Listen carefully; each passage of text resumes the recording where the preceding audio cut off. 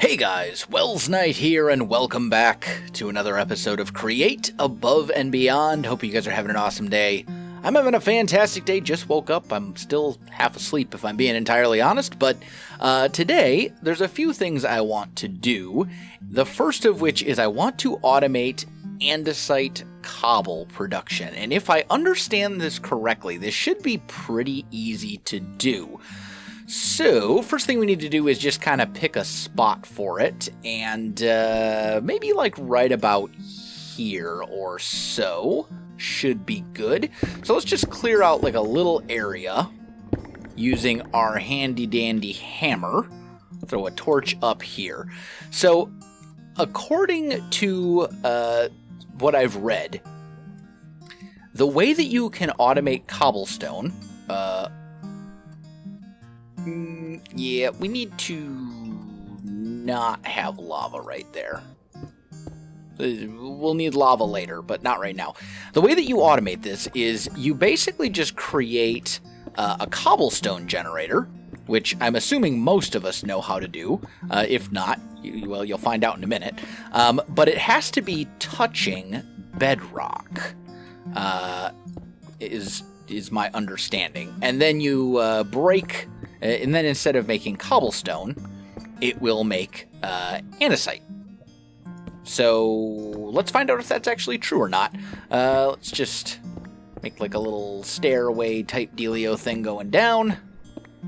Clear all this out. You know what? We can probably make this a little faster by using the hammer. There we go. All right, there we got some bedrock. So let's toss a torch here. And I believe if we make this our spot where the cobble or whatever will form, that this should become andesite. There's only one way to find out. So let's see here.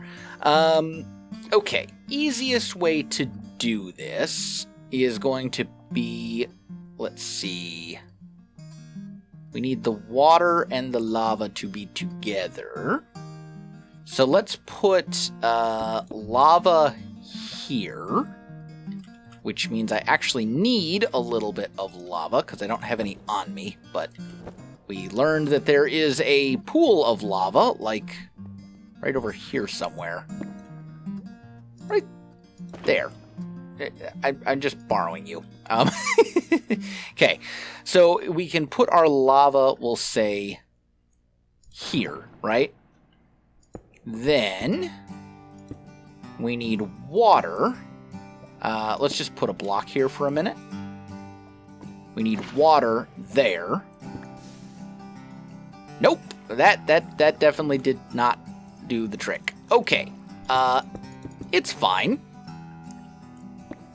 Guess I'll gather this stuff. Let me just get this set up off camera, and I'll show you the setup once it's done. Probably easier that way. Well, good news and bad news. It is working. The problem is it doesn't always generate andesite. It generates andesite cobblestone, as long as it's on top of bedrock. But it also generates a whole bunch of other useless junk, too. Which is not super helpful, because this is not going to generate nearly enough andesite for us. So, I'm curious, maybe all of the blocks need to be, maybe the lava needs to be on top of andesite as well? It is conceivable, I suppose. So let's try this. Let's grab the lava. Let's put, let's see, this would be where the block generates. So we just need a little bit of cobble here. And here, water would go there. Lava would go here. And yeah, same issue. It is generating cobblestone of different types, but it's not generating just andesite cobblestone. Okay. Alright, I got the whole thing set up. So, here's what I ended up doing. We've got our andesite here. being, made from the cobble generator, which we had already figured out. And then above it is a gearbox going into a mechanical drill. And then down here we have a fan, so which is powered by a water wheel back there. So basically what's going on is the cobblestone, in this case andesite, diorite, whatever cobblestone is being created. It's broken by the drill, and then the fan is going to blow it out of the way so that it can be collected. It gets blown then onto this belt, which will feed it into a bubble vader, going all the way up to the surface to get it to where it needs to go. As for the water wheels, we have 2 of them, and it's basically big wheel going into small wheel, going into big wheel, going into small wheel, to make it as fast as it possibly can be. This thing you can see is using 320 stress units, and this water wheel, I don't know if we can see it from here, but this water wheel is producing 320 stress units. So basically, this thing is at capacity, which is why we had to use 2 separate water wheels, because I want this drill to be going as fast as possible.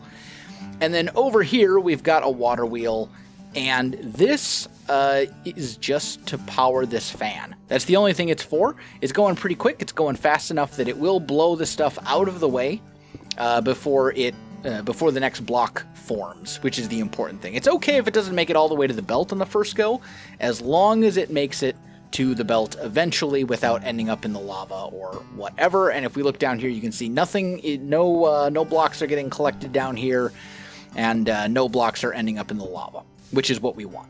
So this is all working pretty well. As far as the belt stuff goes, we've just got a belt going down here to power this conveyor, and then this belt powers this vertical gearbox that's powering the drill.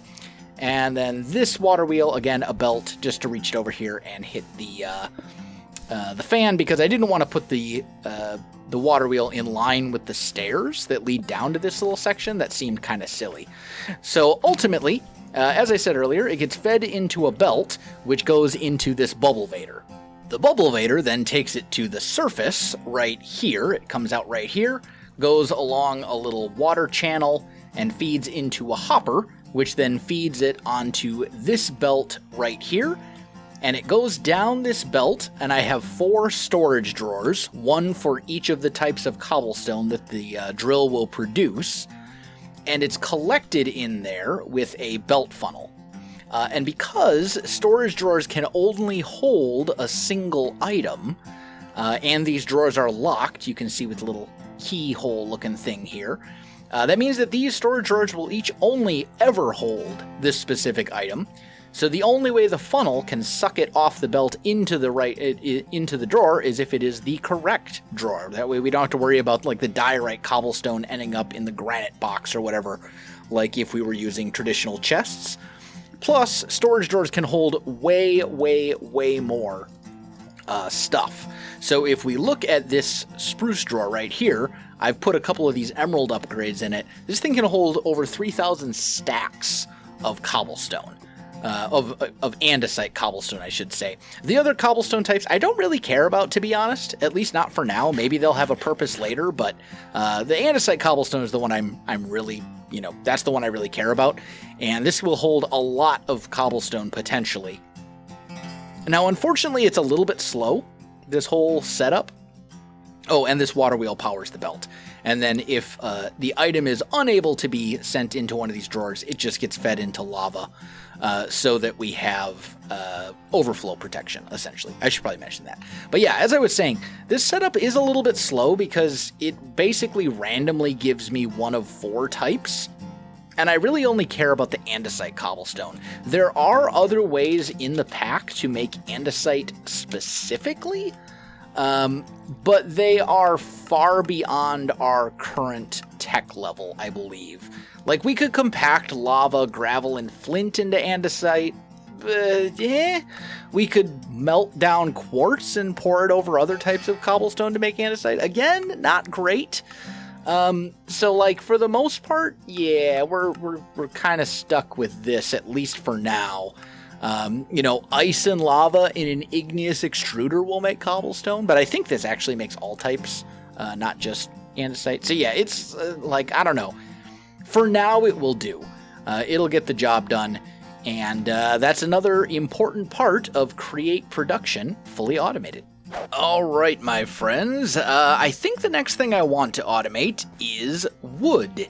And I believe this setup should get the job done. I haven't actually tested it yet, so we will test it together in a moment here. But this is based off a design by my old friend Rage Plays Games. I'll put a link to his video on it in the description. It's a slightly modified version because his version won't quite work for this pack. So I'm powering it down here with a water wheel going super, super, super slow. And I've got an on-off switch here that I've added with just a clutch. Goes up via a vertical gearbox into a mechanical bearing, which is this guy right here, mechanical bearing. And then that goes onto a radial chassis, which is sitting directly on top of the mechanical bearing, and I have slimed this side. So this whole thing is now one big structure. This chest, all of these guys right here, these deployers, and all of these mechanical saws are all attached to this one radial chassis. So as this thing rotates, it will chop down trees in a circle, and it will replant them with the deployer. I have all these set to oak saplings.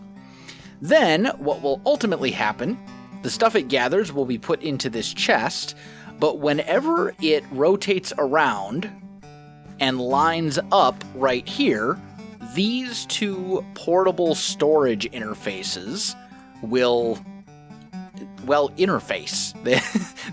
They will connect up, and all of the items that have been gathered into that chest over here will be sucked out through this conveyor belt, where they will go into these 4 oak drawers, or if all 4 of those oak drawers are full, into this lava as overflow protection. One thing I've learned from automation games, modded Minecraft, Satisfactory, whatever, overflow protection is your friend. Use it, like always.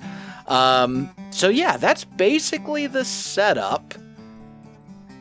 I guess the only thing left to do is test it. So let's see what happens here. We're going to have to do one of those. We'll pop up here. And no. It's okay. Well, the interface. Okay, here's what we're going to do. I'm going to break this temporarily. Gather these saplings back. Oh, actually, it looks like it had enough to plant the whole area, so I don't actually need to plant them all. I was worried I wasn't going to have enough saplings there. Okay, cool. So now we should be able to put this back, and that should work, I think. This belt is moving, like, relatively quickly. But yeah, at this point, it's just a matter of waiting on trees to grow. So let me grab some bone meal really quick. We can speed this up just a little bit here. Bone meal. There we go. Let's just grow, like, I don't know, a tree or two. We'll grow, like, that one and maybe this one, just as a test. Because I can't imagine we're going to have too many trees growing at any given time. Oh, there's a third. They're going. But you can see that the mechanical saws do not actually interfere with the saplings at all. They just kind of do their thing. It is going to take a while, though, to unload all that stuff. I would maybe be better off doing, like, a chute out of this. Because this is going to take, like, a super long time.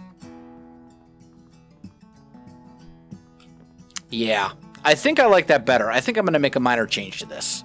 Okay, got it all fixed up. So I changed it over here. So now that this interface intersects with a chute, and a chute will transfer the items far more quickly. Then it just drops it into a chest which then basically does the same thing as before, funnels it out onto a belt, which kind of works its way up here and along here, where it goes either into one of these oak drawers or into lava. So it's basically the same thing as before, just changed it so that the input to this belt is a chute instead, because it will be much, much faster than waiting for it to, unload everything, essentially one item at a time. So yeah, this is good. This will now fully automate the production of wood for us. So we are getting closer and closer to completion of Chapter 1 in the quest book here. What do we still need to do? We've done this. This is all finished. So we still need to make an algae blender, algae cooker, so basically we need to take our... Oh, we gotta make...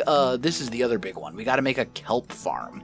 Okay, that should be pretty easy to do. We'll basically just do this same concept, except we'll do water stuff in it with kelp, and instead of using mechanical saws, we'll use mechanical harvesters.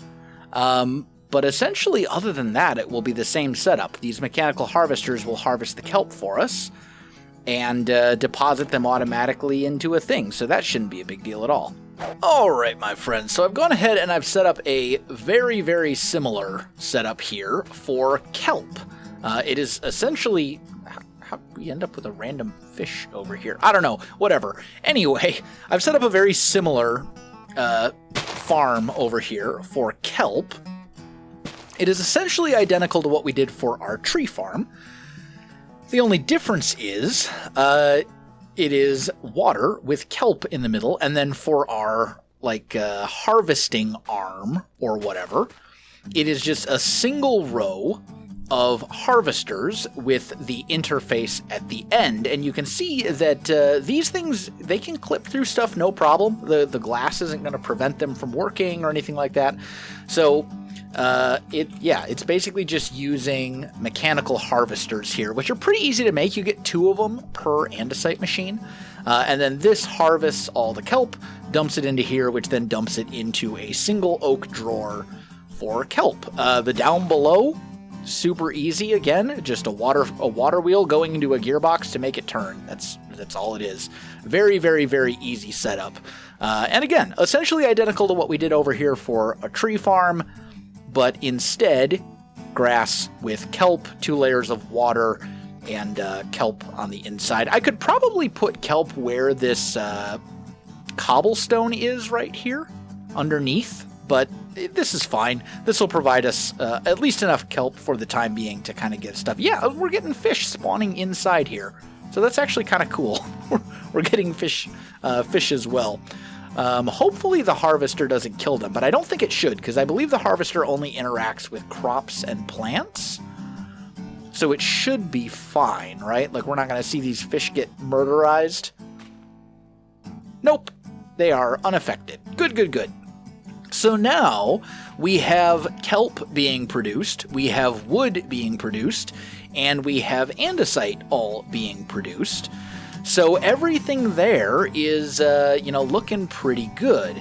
So now if we look at our book, it suggests that we mix the kelp and the clay. Oh yeah, and we're producing clay over there, but I think we did that in the last episode. But it suggests that we blend the two. If we put, it says clay and kelp can be processed with the mechanical mixer.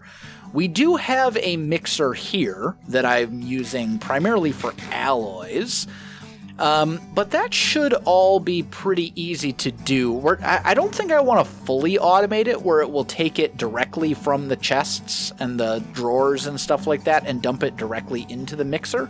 I think what I'd rather do is have a semi-automatic setup where I dump a bunch of kelp and clay and stuff like that manually into something to sort of control how much I'm spending, so to speak. But that should be pretty easy to set up. Let me get that done real quick. I decided to just modify my existing mixer setup a little bit, because this way it can be used for pretty much anything. So here's what we've got. Up here, I bumped this up to 2 water wheels because I seem to remember that one wouldn't give enough stress capacity, and then the mixer has to turn at a certain speed. So we've got our gearbox here coming out that goes into a big wheel, into a small wheel, into a big wheel, into a small wheel, and then that turns this, pretty quickly. So then basically all we got to do is dump our resources into one side and our other resources into the other side. That'll start mixing then. And once it's done mixing, it will output here to this belt where we need to reverse it so it goes into this chest. There we go. And then they'll just output to this chest. And that should work for basically anything we need the mixer for, as long as the mixer doesn't need heat or fluid. So, like, for example, you can see a lot of these are, superheated. This one needs fluid of some sort. But, no, that's also fluid of some sort. There's really not a whole lot of recipes in here. Here we go. This would be one. Bricks and andesite to make andesite alloy. That we can do in here by just dumping the stuff into the appropriate chest. I guess we can mix cabbage into cabbage leaf. Oh, okay. But you can see some of these, they get mixed, and even without heating, it all works out. So that is essentially the setup, and then, we can make whatever we need to using this mixer. And I suppose to set it up for fluids, that wouldn't be super hard to do. We would just basically need to do like a tank with some pipes and stuff going into it. It could be done fairly easily, but for now, I think we'll just kind of leave it the way it is. And, we have honestly gotten quite a lot of things automated here. Let's, algal blender, done. Beautiful. Cooker, that we haven't done yet, but that'll be easy. And then the mixer, this is also a mixer for that too. But anyway, guys, I think I'm going to go ahead and wrap up this episode right here. Might be a little bit of a shorter episode, but that's okay. We got a ton done, and there was a lot of off-camera stuff going on in this one with making the machines and all that kind of stuff. So, yeah, if you enjoyed the video, guys, you know what to do. Links in the description below, so check that out as well. Otherwise, my friends, thanks for watching, and I'll see you in the next one.